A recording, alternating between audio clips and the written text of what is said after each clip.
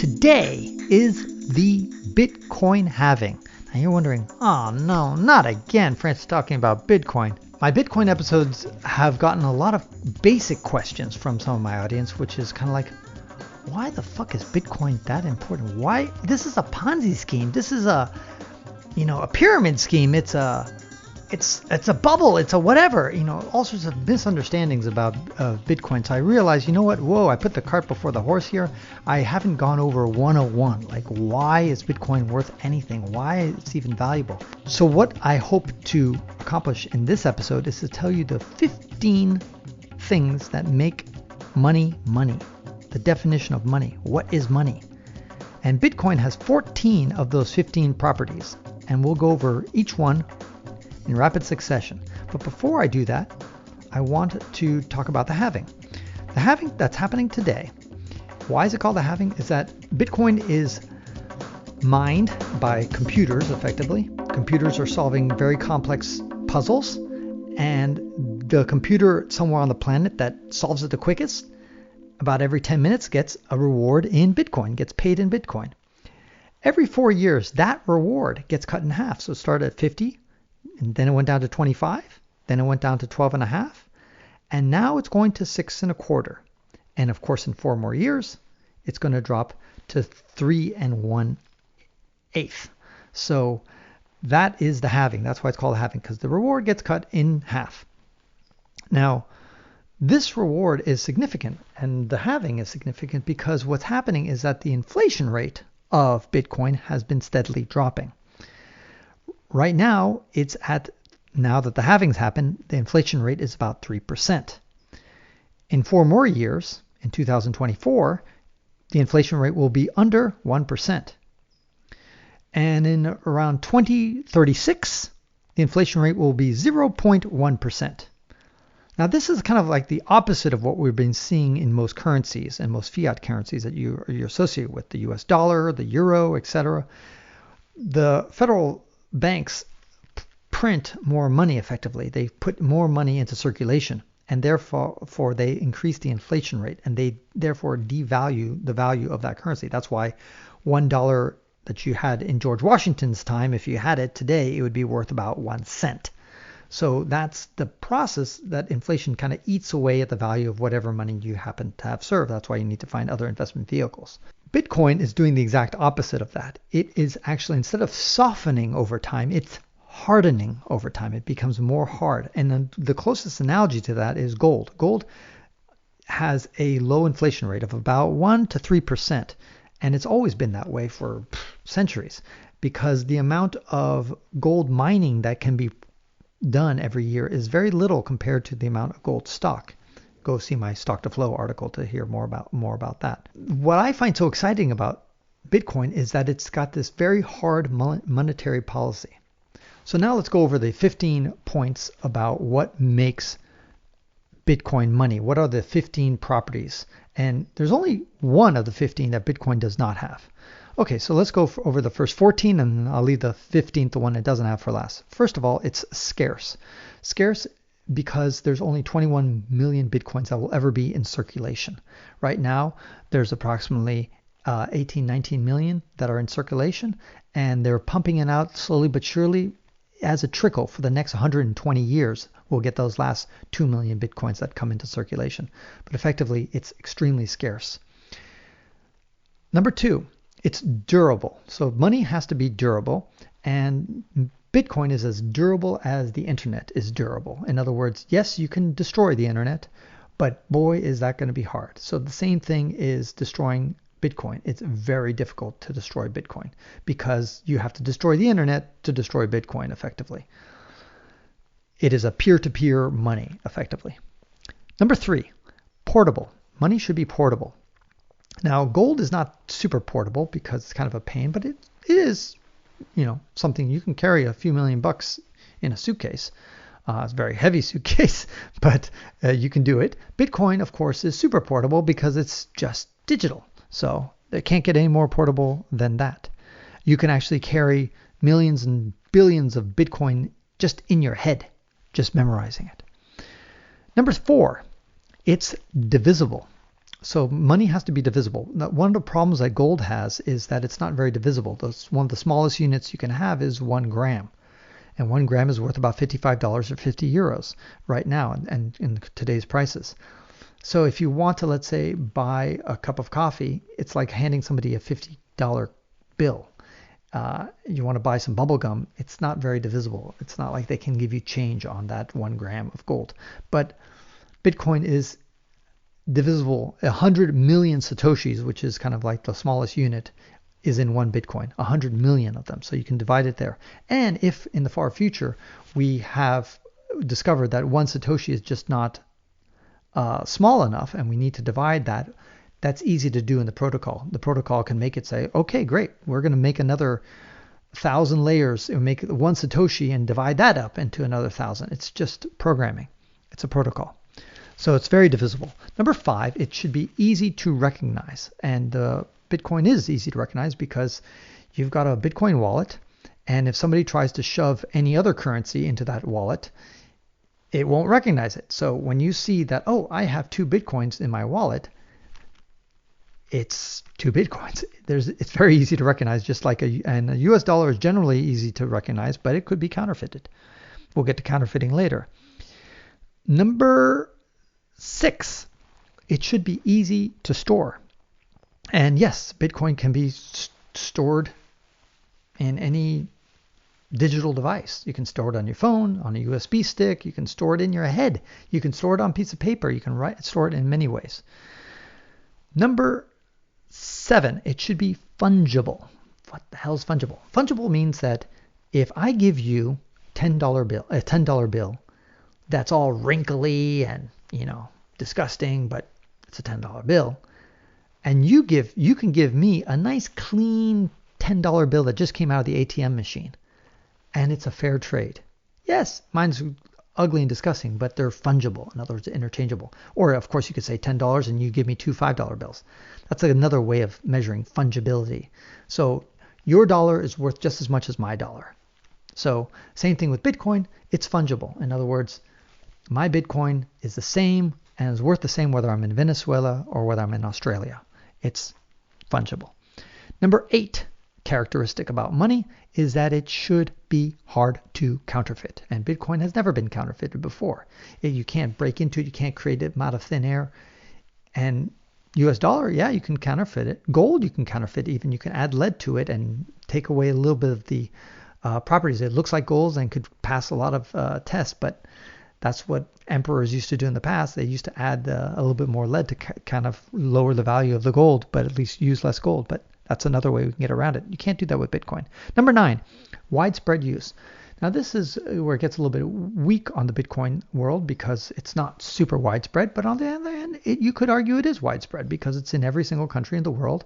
There's servers in over 100 different countries in the world, so nodes that transact it. So you can find Bitcoin anywhere and you can use Bitcoin anywhere there's internet.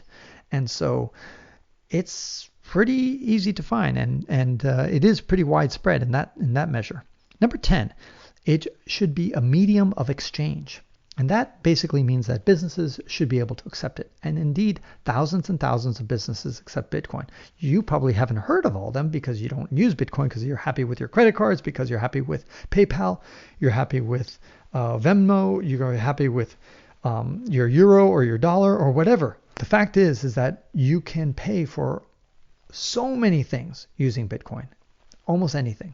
And so that helps prove that it is a medium of exchange. Number 11, it should be a store of value. Now, this gets a little complicated because a lot of people, they mean a store of value, something that is stable. It stores your value. Makes sense. And Bitcoin has been very volatile. Now, so that's the bad news. It's not really good for, like, I want to be able to say, okay, I'm going to set aside 1 Bitcoin that, let's say today I can buy a car. I don't want to come back in a year's time and all of a sudden I can't even buy, I don't know, a bicycle with it. That's not a good store of value. But on the other hand, it's been the best performing asset in the previous decade from 2010 to 2020. Let me repeat that. The best performing asset. According to Bloomberg, it had a 9 million% return. So even though it has a lot of volatility, even though it has a lot of ups and downs, it is in some ways a really good store of value because you put aside and like, okay, this can buy a car today, and then 10 years later you can buy, I don't know, a fleet of cars. You can buy several cars. You can buy a house. And so in that sense, it is a good store of value in that respect. Number 12, it's able to earn interest or be offered as a loan. Now, Bitcoin can be used to loan. It can be loaned out. It can be used to get interest. A company that does that, for example, is BlockFi. BlockFi.com allows you to earn interest or lend your Bitcoin out to other people. Number 13, it should be available on debit cards. Well, Bitcoin is available on many different debit cards. The merchant, of course, has no clue that you're actually paying with Bitcoin because the merchant gets dollars or euros or whatever you're paying in. Or you can be doing in India and you're paying there with your credit card, your debit card, sorry. Number 14, it should be available with credit cards. Well, guess what? In 2020, we're going to have 2 Bitcoin credit cards that actually give Bitcoin as a reward. So you use a credit card. One of them is called Fold. The other one's called BlockRise, R-I-Z-E, BlockRise. And both of those credit cards allow you to get rewards. Instead of having frequent flyer miles or instead of getting 1% cash back, you're getting a certain amount back in Bitcoin. And again, that's a pretty cool solution. And now finally, number 15, the one thing that Bitcoin does not qualify on the list of things that qualify as money. And that is, money should be a unit of account. What does that mean? That means that when you go to the store or you see the gasoline prices, petrol prices, it says, $2 per gallon. It's written in dollars or in euros. It doesn't say 0.0054 Bitcoin per gallon. And when you go buy anything, a Kindle or whatever, it's not going to price it out in Bitcoin for you. Everything is priced in usually the local currencies. I don't think it's probably ever going to happen, maybe in some tiny little country, that something is going to be priced in Bitcoin as default. And does that doom it as a way of looking at money? I don't think necessarily. I think it can still be useful in the same way that the US dollar is useful. I can travel to Africa and things are not priced in the US dollar, but they accept the US dollar one way or another. I can at least exchange it into the local currency and then spend my dollars in the Congo. And they take I pay in Congolese francs, and they don't really care that originally I had dollars, just like they wouldn't really care if I originally had Bitcoin. So those are the 15 different things that I've gone over in 15 minutes or less. Now, one of the biggest criticisms and misunderstandings about Bitcoin is that people say it doesn't have any intrinsic value. It's just in the ether. It's just some digital good. It's not worth anything. I want to play a short little clip from one of the smartest people on this planet. This is Yuval Harari. Yet what is money? Again, money is not an objective reality. It has no objective value. Take this green piece of paper, the dollar bill, look at it. It has no value. You cannot eat it, you cannot drink it, you cannot wear it. But then come along these master storytellers, the big bankers, the finance ministers, the prime ministers, and they tell us a very convincing story. Look, you see this green piece of paper? It is actually worth 10 bananas.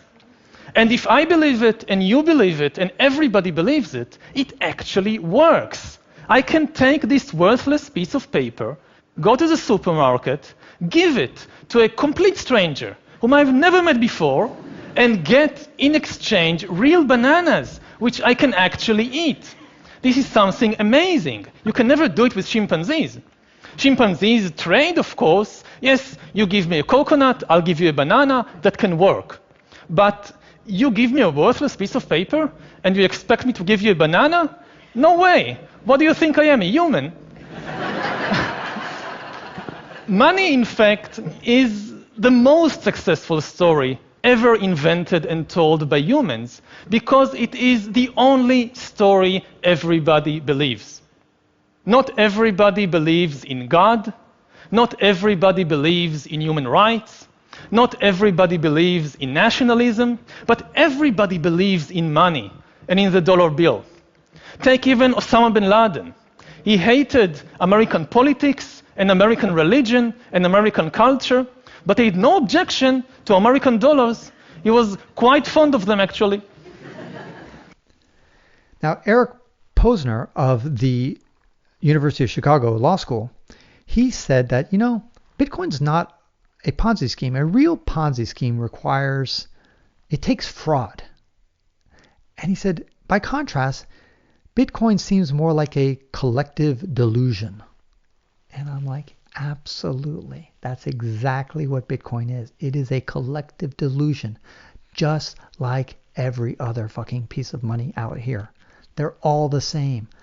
In the end, ultimately, Bitcoin has value for the same reason any money has value, is that we have decided that it has value. And that's it. It's just that simple. And one day that could go away. That's true. All of a sudden, one day, the US dollar will be far less valuable than it is today. That day is going to come. Guaranteed, probably this century.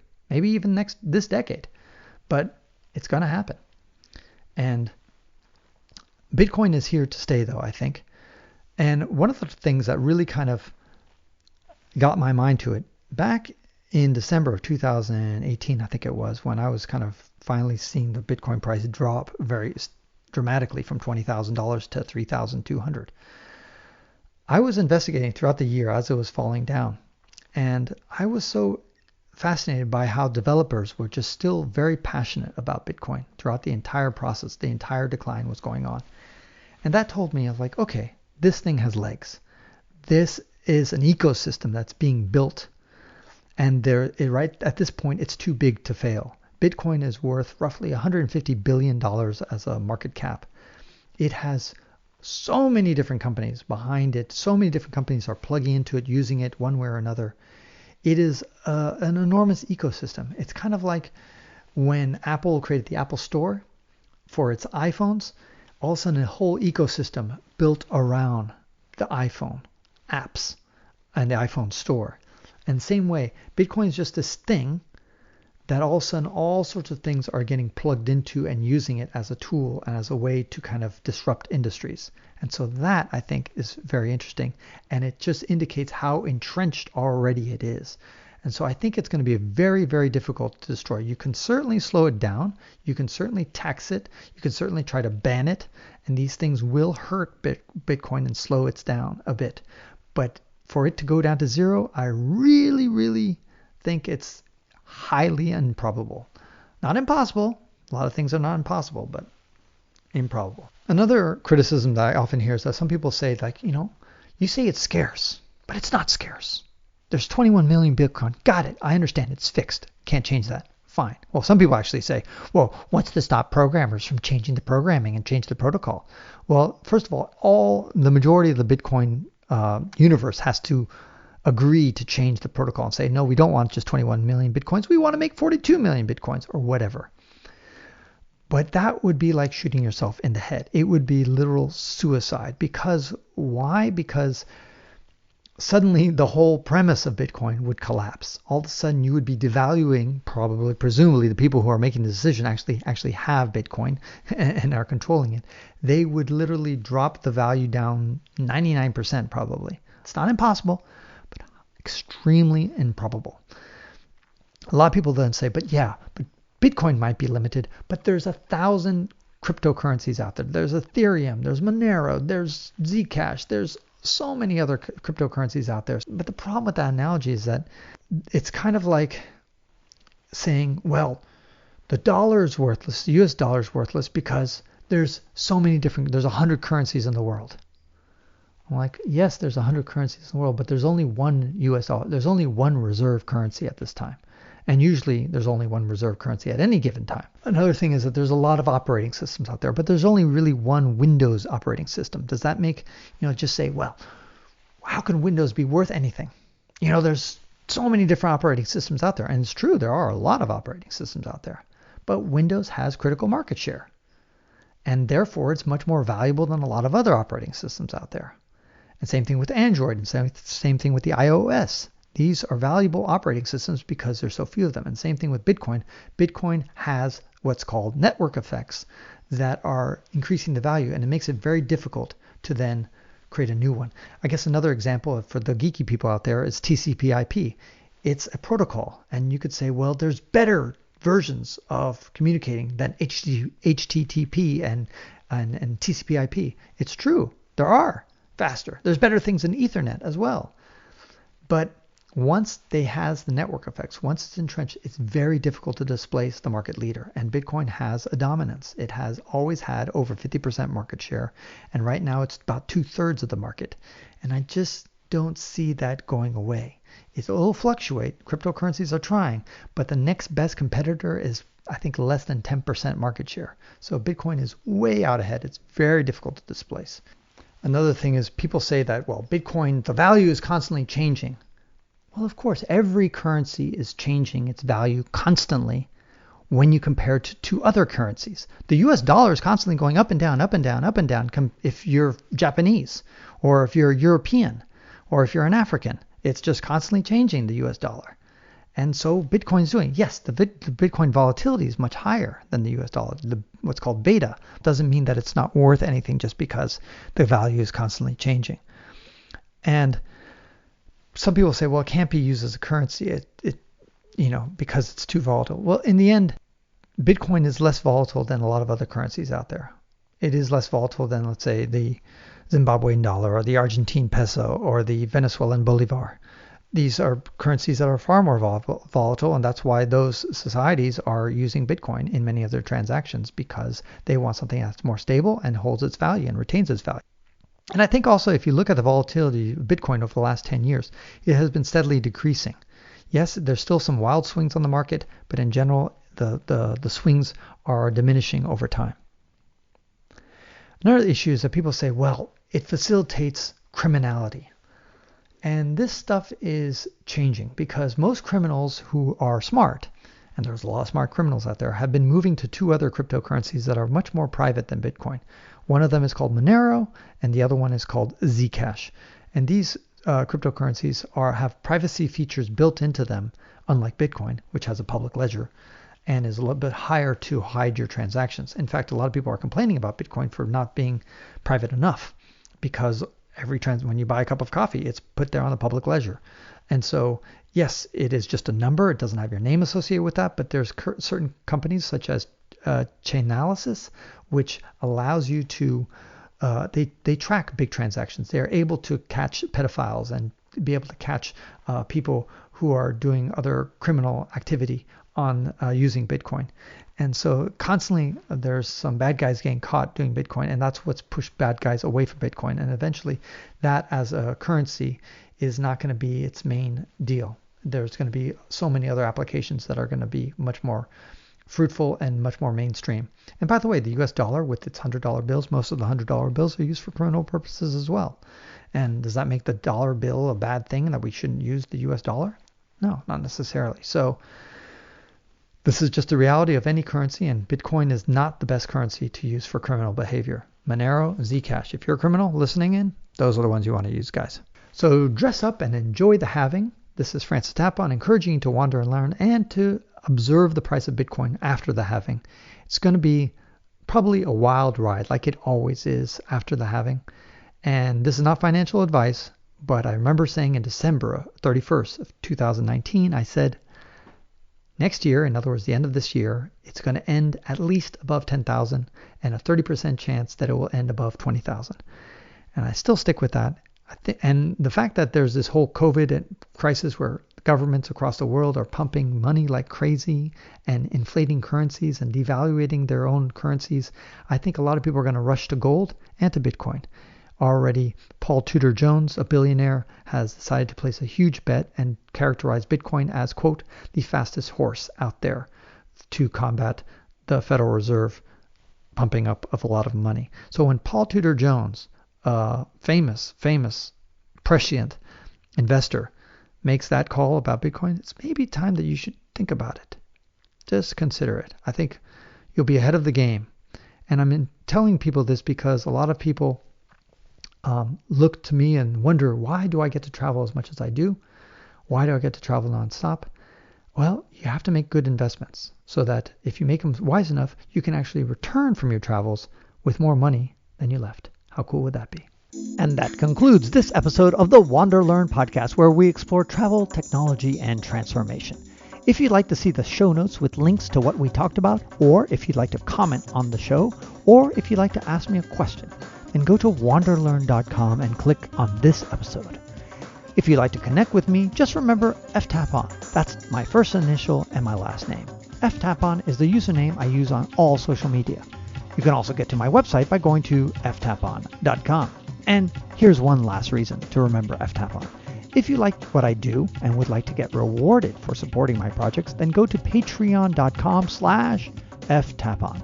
That's where you can pick up some remarkable rewards for as little as $2 a month. And now for 5 quick favors. Number 1, subscribe to the WanderLearn podcast. 2, download it. 3, share it. 4, review it somewhere. And 5, sign up for my newsletter at wanderlearn.com. Our theme music was composed by Eric Stratman. This is Francis Tapon, encouraging you to wander and learn.